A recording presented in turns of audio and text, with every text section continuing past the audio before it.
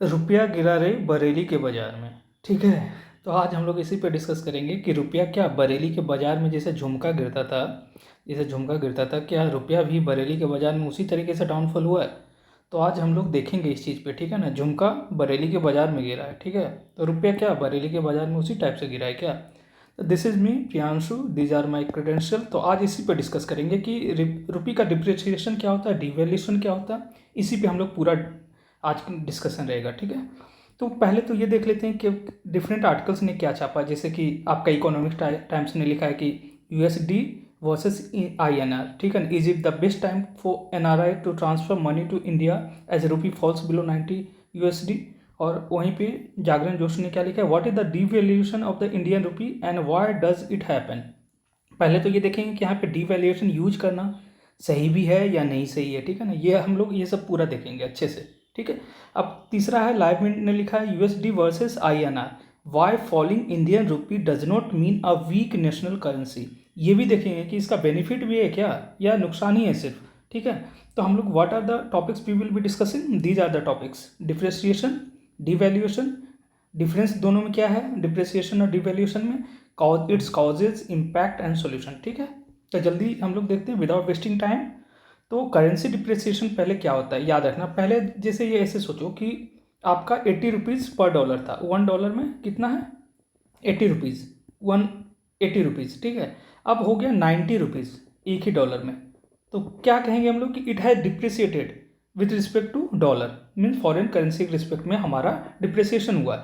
But हम लोग ये भी तो कह सकते हैं कि ये मार्केट डिटरमाइंड है या गवर्नमेंट डिटरमाइंड है। If it is government determined then we will call it devaluation, but if it is market determined then it is depreciation. ठीक है, तो करेंसी डिप्रिसिएशन होता क्या है, it is the decline of a currency relative value to another currency. मैंने अभी बताया ना कि अपना 80 था अभी 90 आ गया, तो it has depreciated by more than 10%, right.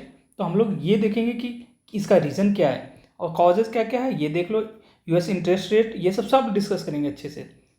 Oil prices rise हो गया है, कैपिटल आउटफ्लोज हुआ है, ट्रेड डेफिसिट हुआ है, इन्फ्लेशन इम्पैक्ट क्या हुआ है उसकी वजह से हुआ है। ठीक है ना, अब तो सबसे पहले देखते हैं कॉजेज़। पहला कॉज कि stronger US dollar. Stronger US dollar का मतलब क्या हुआ, अच्छा समझना कि अगर डॉलर स्ट्रॉन्गर हो रहा है इसका मतलब क्या है कि पूरा वर्ल्ड का जो इकोनॉमी है यूएस पे ज़्यादा ट्रस्ट कर रहा है। पूरा वर्ल्ड का जितना भी इन्वेस्टमेंट हो रहा है सब ये देख रहा है कि स्टेबिलिटी ज़्यादा यूएस की तरफ है, तो हम लोग इन्वेस्ट ज़्यादा यूएस में करेंगे।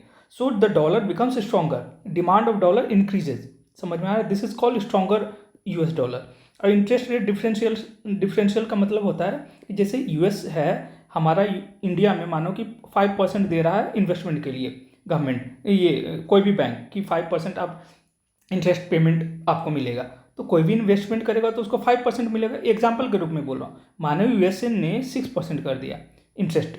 अगर 6% कर दिया तो यहाँ पे लोग क्यों करेंगे इन्वेस्ट, लोग वहाँ पे जाएंगे इन्वेस्ट करने। एक तो वहाँ का इकोनॉमी जो है, वहाँ का इकोनॉमी क्या है, ज़्यादा स्ट्रॉन्गर है, तो लोगों को ज़्यादा विश्वास है, ऊपर से उनका इंटरेस्ट भी ज़्यादा है, इंटरेस्ट भी आपको ज़्यादा दे रहे हैं, तो of course they will invest in USA, तो US dollar will become more stronger.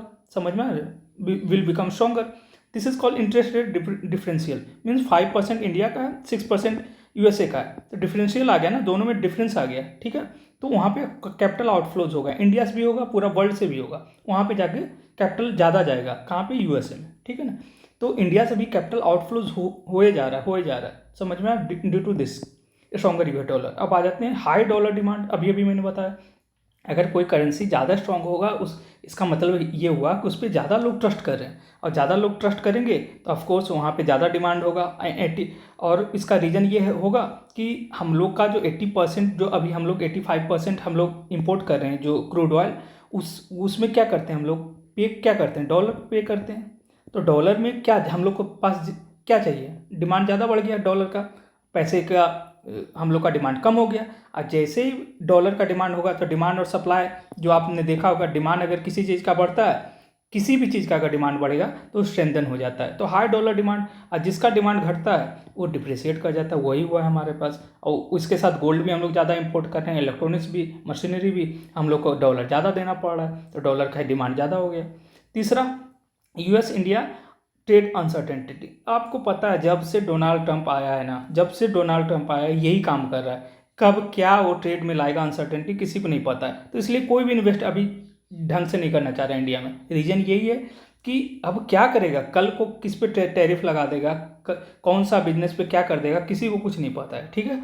तो इसलिए इस अनसर्टेनिटी की वजह से भी हमारा जो रुपीज़ है डिप्रिसिएट कर रहा है। Fourth, widening current account deficit.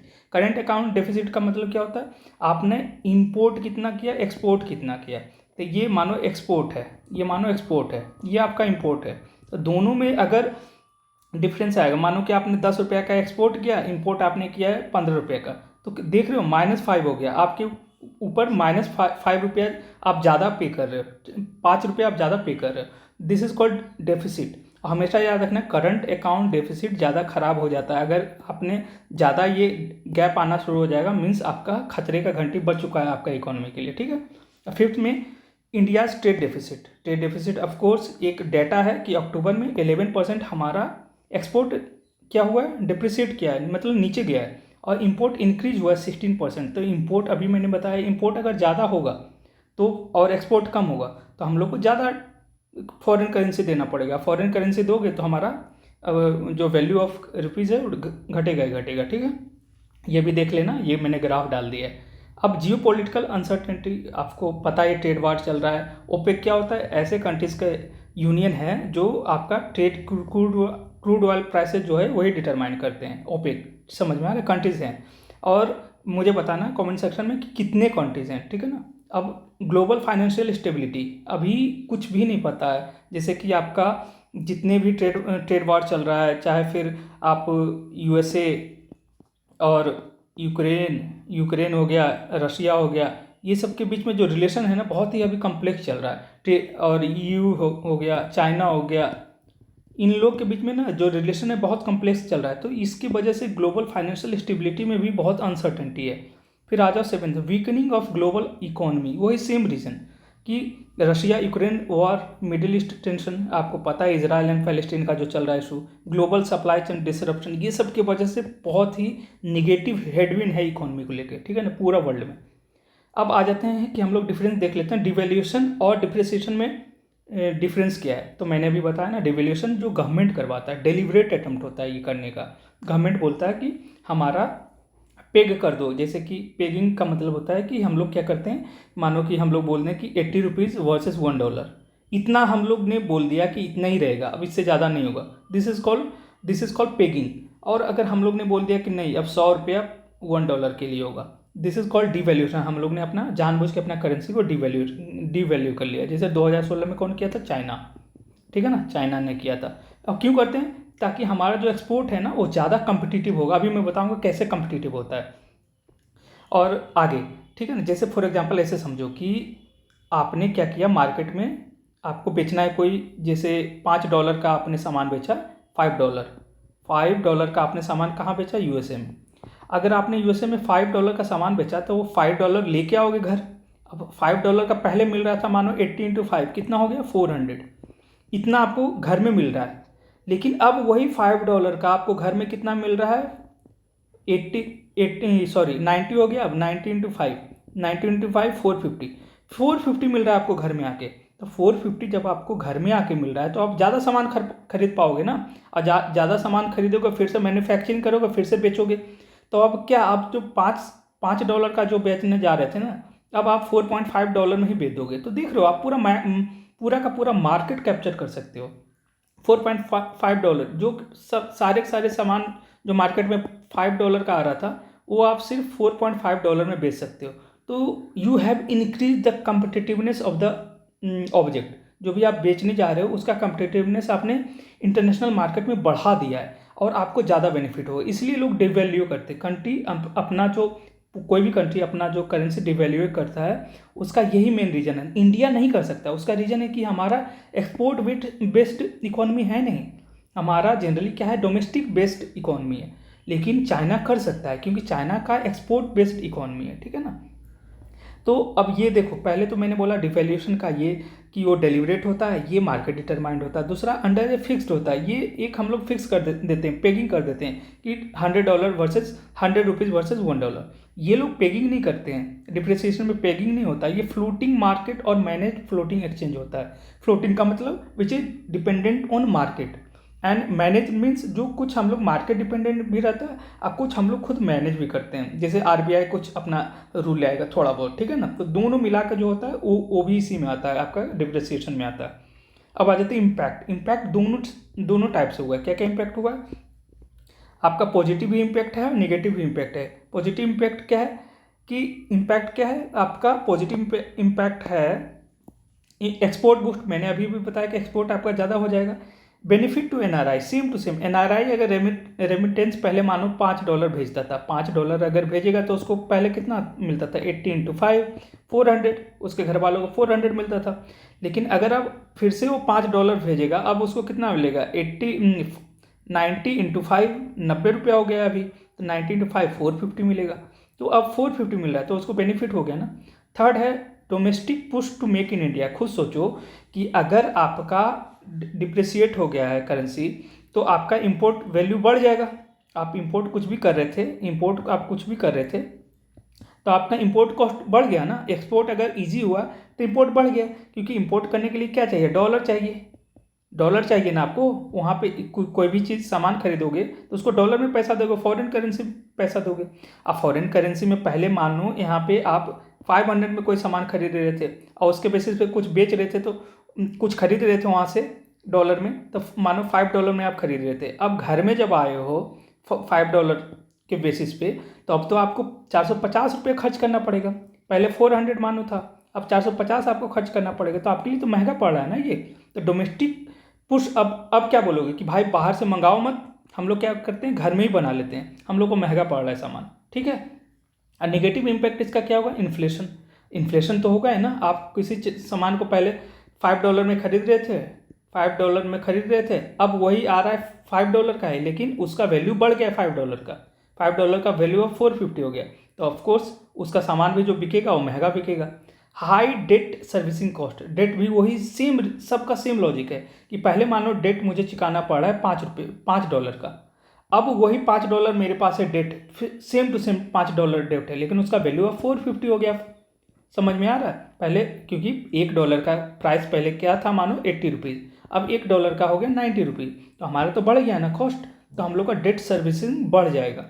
Widening of current account deficit, अभी मैंने बताया कि जैसे ये सब होगा ना, हमारा डिफ्रेशिएट करेगा तो हमारा इंपोर्ट कॉस्ट बढ़ जाएगा। इंपोर्ट कॉस्ट जैसे ही बढ़ेगा, तो हम लोग तो ऑलरेडी इंपोर्ट ज़्यादा कर रहे थे, तो हमारा और ज़्यादा करंट अकाउंट डेफिसिट हो जाएगा। और करंट अकाउंट जैसे डिफिसिट होगा, हम लोग और प्रॉब्लम में आना शुरू हो जाएंगे। कैपिटल आउटफ्लो मैंने बताया अभी कुछ देर ऊपर कि जैसे ही यूएसए में कोई भी फॉरेन करेंसी स्ट्रेंथन होता है, तो हमारा जो जितने भी इन्वेस्टमेंट है उसकी तरफ जाने लगता है, क्योंकि वहाँ पे इंटरेस्ट ज़्यादा मिलता है, इंटरेस्ट ज़्यादा मिलते हैं, और वहाँ पे भरोसा भी ज़्यादा होता है कि ठीक है ये बहुत ही स्ट्रॉन्ग इकोनॉमी है, कभी फ्लॉप नहीं करेगी, तो यहीं पे इन्वेस्ट कर देते हैं, ठीक है ना। तो अब weakening of domestic demand, of course अगर आपका कोई इन्फ्लेशन ज़्यादा बढ़ गया है, तो इन्फ्लेशन अगर ज़्यादा बढ़ गया तो आपका डोमेस्टिक डिमांड भी घट जाएगा ना। आप खरीद रहे थे किसी सामान को 400 में और उसी का प्राइस हो गया 450, तो आपका डिमांड घट जाएगा ना।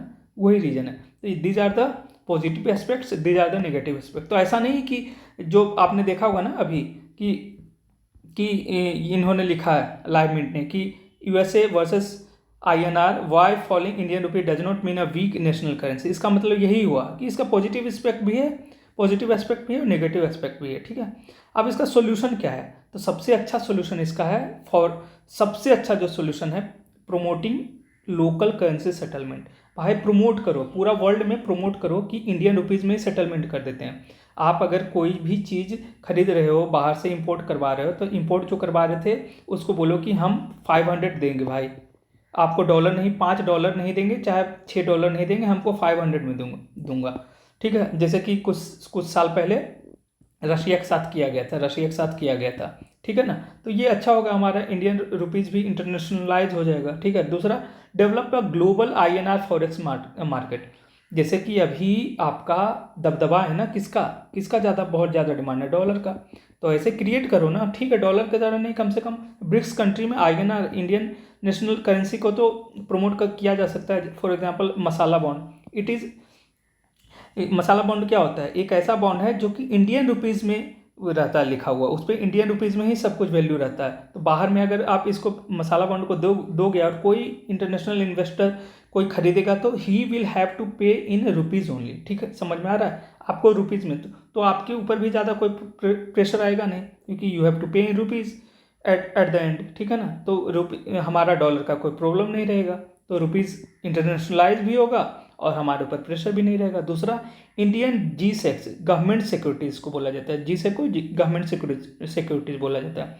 इन ग्लोबल बॉन्ड इंडिसेस, जो भी ग्लोबल बॉन्ड इंडिसेस है ना, उसमें इंडियन गवर्नमेंट का जो सिक्योरिटीज़ है उसको प्रमोट करो। जैसे हम लोग अभी इंडियन मार्केट में गवर्नमेंट सिक्योरिटीज़ को प्रमोट करते हैं ना, तो अगर ऐसे वर्ल्ड में जितने भी बॉन्ड है, बॉन्ड इंडिसेस है, उसमें अगर इंडियन गवर्नमेंट सिक्योरिटीज़ को प्रमोट करोगे तो उसमें भी फ़ायदा होगा, क्योंकि it will also be pegged in Indian rupees.